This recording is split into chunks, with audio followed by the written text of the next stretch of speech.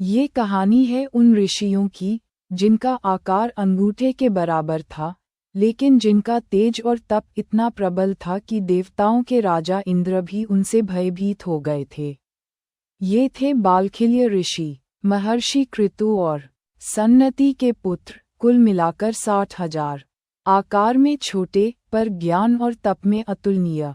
ये ऋषि दिन रात तपस्या में लीन रहते थे और उनकी साधना से चारों ओर एक अद्भुत दिव्यता फैलती थी। उधर महर्षि कश्यप की 2 पत्नियां थीं, विनीता और कद्रू। कद्रू ने छल से विनीता को अपनी दासी बना लिया था। अपनी माता को इस दासत्व से मुक्त कराने के लिए गरुड़ ने प्रण किया कि वे देवताओं के पास से अमृत लाकर ही रहेंगे। अमृत की खोज में निकलते समय गरुड़ को बहुत भूख और थकान लगी। पिता कश्यप की आज्ञा से उन्होंने एक विशाल हाथी और एक कछुए को अपने पंजों में पकड़ लिया और विश्राम करने के लिए एक बहुत बड़े वृक्ष की डाल पर जा बैठे। परंतु जैसे ही वे बैठे, वह भारी डाल टूटने लगी। गरुड़ ने नीचे देखा तो आश्चर्य में पड़ गए।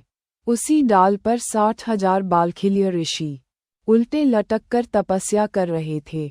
यदि डाल गिर जाती तो उन सभी ऋषियों का नाश हो जाता। ये देखकर गरुड़ के मन में करुणा जाग उठी। उन्होंने तुरंत उस पूरी डाल को अपनी चोंच में थाम लिया और आकाश में उड़ गए ताकि ऋषियों की रक्षा हो सके। गरुड़ की इस विनम्रता और दया को देखकर ऋषियों का हृदय प्रसन्न हो गया। उन्होंने अपने क्रोध को त्याग दिया और उन्हें आशीर्वाद दिया। कुछ समय बाद गरुड़ ने अपने पिता कश्यप से पूछा कि ये छोटे से दिखने वाले ऋषि कौन थे। तब महर्षि कश्यप ने एक गहरा रहस्य बताया। उन्होंने कहा कि गरुड़ का जन्म भी इन्हीं ऋषियों के तप के कारण हुआ है। कश्यप ने बताया कि एक बार वे पुत्र प्राप्ति के लिए यज्ञ कर रहे थे। उस समय देवराज इंद्र और बालखिल्य ऋषि यज्ञ के लिए लकड़ियां ला रहे थे। इंद्र अपनी शक्ति से लकड़ियों का बड़ा ढेर उठा लाए, जबकि छोटे आकार के कारण बालखिल्य ऋषि केवल छोटी छोटी टहनियां ही ला पा रहे थे। इंद्र अपने बल पर गर्व करने लगे और उन्होंने उन ऋषियों का उपहास किया। यह अपमान सहन न कर पाने पर बालखिल्य ऋषि क्रोधित हो गए। उन्होंने निश्चय किया कि वे एक ऐसा यज्ञ करेंगे जिससे एक नया इंद्र उत्पन्न होगा, जो वर्तमान इंद्र से भी अधिक शक्तिशाली होगा। ऋषियों का तप इतना प्रबल था कि इंद्र भयभीत हो उठे और महर्षि कश्यप की शरण में पहुँचे।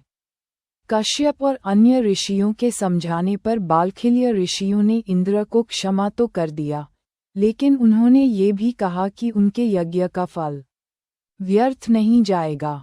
तब उन्होंने अपने तप का एक भाग महर्षि कश्यप को अर्पित कर दिया और वरदान दिया कि इस यज्ञ से देवताओं का नहीं, बल्कि पक्षियों का राजा जन्म लेगा।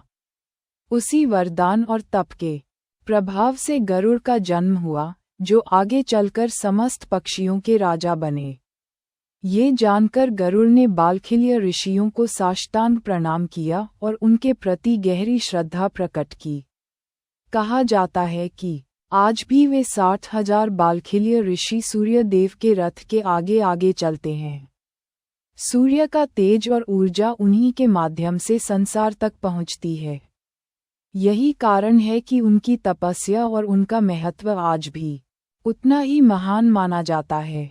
इस प्रकार यह कथा हमें ये सिखाती है कि आकार से नहीं, बल्कि तप, ज्ञान और विनम्रता से ही सच्ची शक्ति प्राप्त होती है।